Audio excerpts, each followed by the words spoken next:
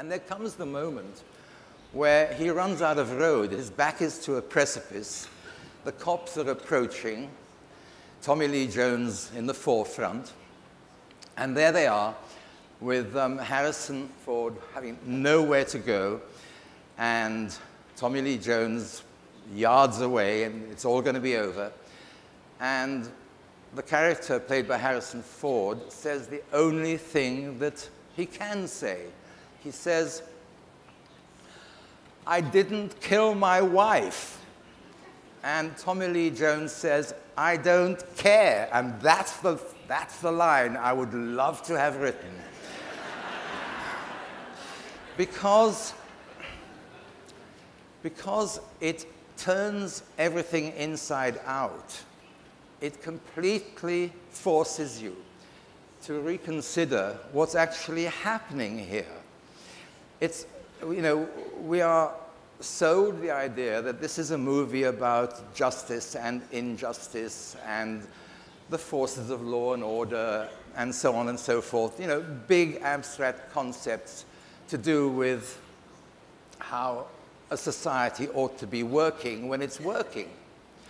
And we have, I think we inherit this idea of what drama ought to be about from as way back as Athenian drama, as way back as Aeschylus, that there are powers at work which comprehend everybody into the same equation. And they are the abstracts of such philosophical entities as justice. And when the cop says, "I don't care," that all is blown away just in 3 words. And you understand then that the existential purity of the true subject matter of this movie is simply pursuit for its own sake. As a matter of fact, I was interested, was it yesterday or today, here, Richard Price actually said something which was very close to what I've just been saying about the world that he writes about. Anyway, here we are, and I have used, probably 9/10 of the time that I was allowing myself, so I'm going to try to wrap this quite quickly. There we have what I consider to be a moment of perfection. And the question now one might ask oneself is, can you push this any further? Can you actually push this further? The idea that the kind of thing that we're talking about when we talk about good writing can be encapsulated not simply in a hackneyed phrase used with detonating and astonishing precision, but perhaps in a moment which nobody wrote. In the 3rd Indiana Jones film, you can see the way this talk is going now, can't you? It's kind of going downhill, but never mind. A film which I enjoyed very much.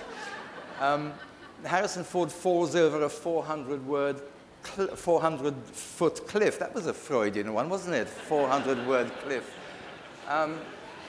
He falls down this very, very high precipice, and his friends are kind of think he's dead, and they're looking down and think, "Oh, poor Indy, it's all over." But he crawls up somehow just over there, and he gets over the top of the cliff, and he's back, and he's exhausted, and they say, oh, you're there, fine, let's move on. There's a problem now, which is that somewhere he's lost his hat. Now, as you know, the movie cannot continue without Harrison's hat. Not this movie. I'm not a natural cinema writer. My mind is too literal. The film I'm best known for played to my strength, but those kind of films are quite rare. Anyway, so there's Harrison. He's lost his hat. Where can it be? it seems probable that it's 400 feet down at the bottom of a cliff, and everybody's gone, and there's just Harrison in the frame. And on this still day, a puff of wind blows the hat into the frame. And he puts it on and he walks off and the film can go on. Now,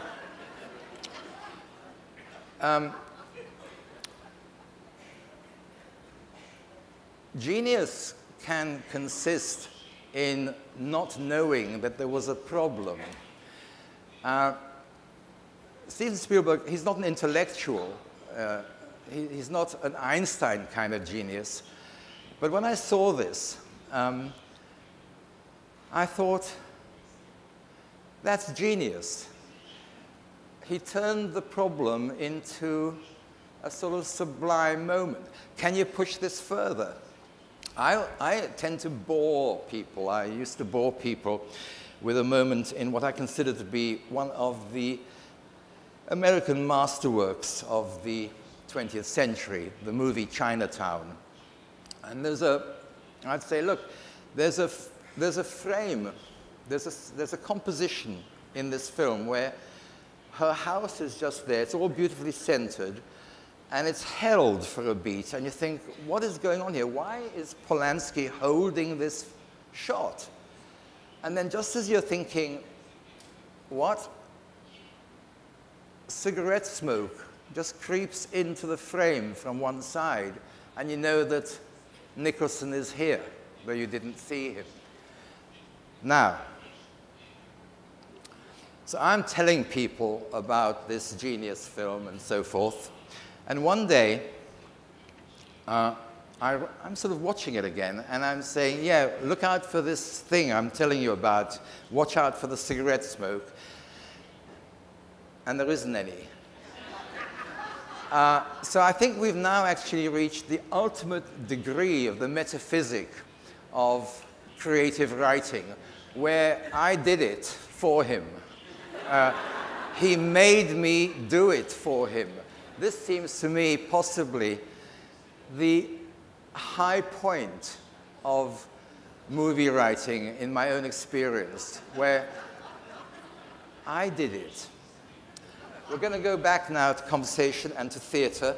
And in the spirit of the last few minutes, and out of a natural perversity, I'll tell you something now about a Shakespearean production, the production of The Tempest. Because I think about this particular production sometimes when I remind myself, you know, here I am, playwright, I do all the words, there's no theater without me. I remind myself that actually, when you look back on your own theater-going experience, it's surprising how often the things you remember are things which nobody wrote. And in this production of The Tempest, which took place, it took place in the open air on a lawn. It was backing onto a lake. And it was at an Oxford college. It was an amateur production. And this Tempest began in natural daylight. But as the play continued, the light began to fade. And by the time it came to the moment when it was time for Ariel to leave the stage, the evening was drawing on, and Ariel ran away from us along the grass. And when he got to the edge of the lake, he just kept running on top of the water, plish, plash, because the director had put a boardwalk 2 inches below the water.